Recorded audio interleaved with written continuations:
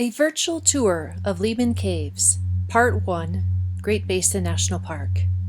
An image of the Gothic Palace, and now the entrance tunnel. Welcome to Great Basin National Park. We're about to take a virtual tour of Lehman Caves and head to the Grand Palace, the farthest section of the cave accessible on the tour. My name is Ranger Alicia, and I'll be your tour guide. Throughout the tour, we'll explore the history, geology, hydrology, and biology of the cave. During our time together, we will also explore the fundamental question of why life enters the cave in the first place. However, before we do so, it's critical to understand the answer won't be summarized in a single idea.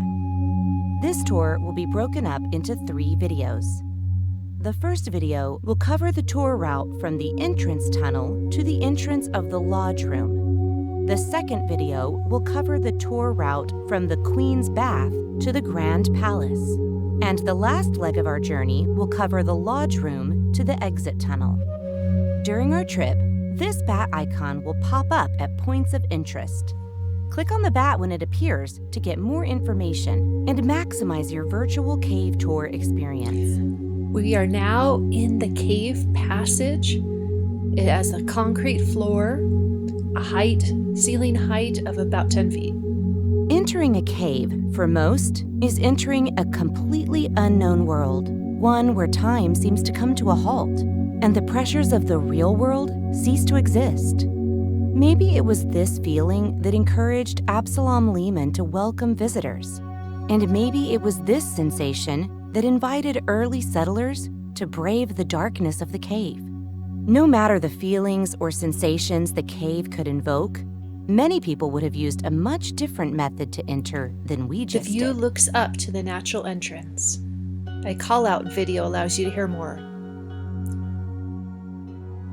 Then we continue back down the main cave passage towards the Gothic Palace. Although evidence shows human visitation to the cave over the past 1,000 years, it's only a brief point in history compared to what has been going on underground for much longer. The age of Lehman Caves is estimated to be between 2 to 10 million years old.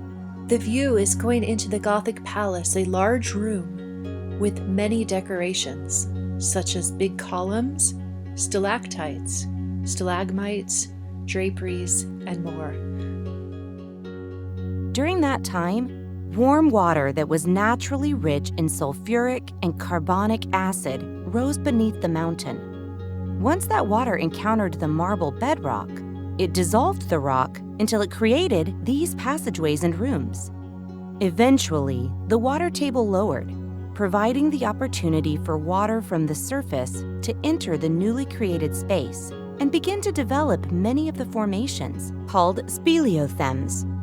Looking to the ceiling, we can see icicle-like structures called stalactites. On the cave floor, we can see formations growing up towards the ceiling. These are called stalagmites. When stalactites and stalagmites grow together, we call the resulting structure a column, as we can see on the left. If the labels prove difficult to remember, a good verse to have in mind is, stalactites have to hang on tight. Stalagmites, you might trip over them, and together, you call them a column. No matter how or what you use to remember the names of different speleothems, they are just one of the phases of the geologic development of the cave. There is a bat icon to click on to get more on cave geology.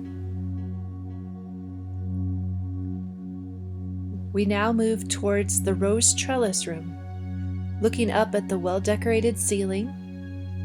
When Absalom Lehman first gazed on the beauty of this underground world, he decided to open the area to the public by turning it into a tourist attraction. Early visitors to the cave paid a small fee to enter, and Mr. Lehman allowed them to explore the space using either a torch or lantern. Over time, as visitation continued to increase, many pieces of the cave have been removed or broken off to allow people to explore farther, as well as to take pieces home as gifts or souvenirs. Do you see this small piece of growth extending from the broken piece of the cave? Can you guess how long it took to grow? Go ahead and take a second to think A of an small answer. soda straw, about 4 inches long. Based on the regrowth of soda straws from this early destruction, we see that speleothems grow about 0 to 4 inches per century. Actions of past generations damaged parts of the cave. We are continually learning from these mistakes. Different groups have used the cave in various A ways. call-out video for the civil defense history is available now on the upper right-hand corner. We move farther along the cave passage between narrow walls.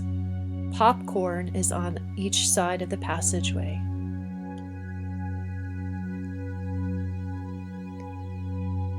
As we continue, we see more popcorn around us.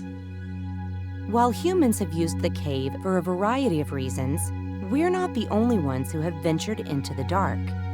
Many different organisms call Lehman Caves home, some of whom, like the Snake Range cave millipede, can only be found in and near Great Basin National Park. A tiny white millipede appears on the screen, with many legs.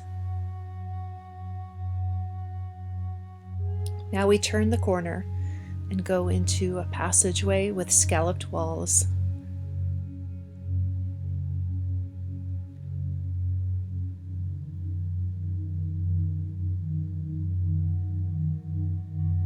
One special species has passed its home down for generations and offers researchers a glimpse into the past. A call-out video for Woodrat Middens is available in the upper right-hand corner.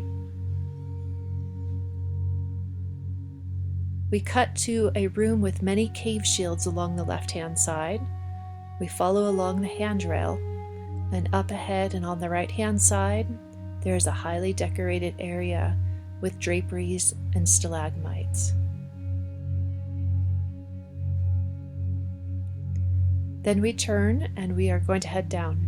While many woodrat middens have persisted for millennia, the age of these organic structures barely registers against the durability of the mineral formations surrounding them. A photo of backlit cave draperies appear, and they look like cave bacon. We continue down the stairs and go through a narrow passageway where speleothems have been broken to permit us to go through. We move along quickly, seeing much more flowstone along the sides, as well as additional draperies.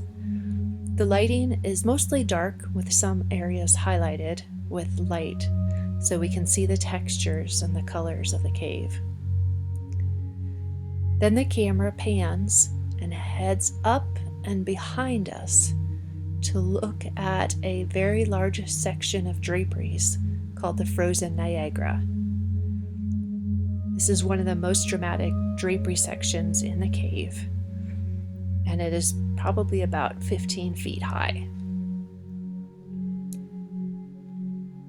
Then we cut to continue along the cave passage. The path we're following is the same route by which park rangers take visitors through Lehman Caves today, but this wasn't always the route people used. Before this area was protected as a national monument in 1922, the tour itself took different passages. For example, the tour route we're currently taking used to traverse an alternate way because the passage ahead was blocked. It wasn't until a large section of rock was excavated and placed to the side that this staircase could be installed, allowing for easier access to the rest of the cave. We turn to the right of the staircase and see an old passageway with the stair carved into flowstone. In the upper right-hand corner, you can click on a bat to learn more about trail construction. During our time together, we have encountered many different ways people and animals have viewed the cave, from a source of profit to show cave to shelter, and even as a spiritual place. In our next video, we'll learn about some tiny organisms and the history of a few cave visitors. And we will explore the largest and most decorated space on the tour route, the Grand Palace. If you wish to continue with the virtual tour, please click the following video to experience the majesty that is Lehman Caves. The cave passage continues, and in the middle right is a link to the next part of the cave tour.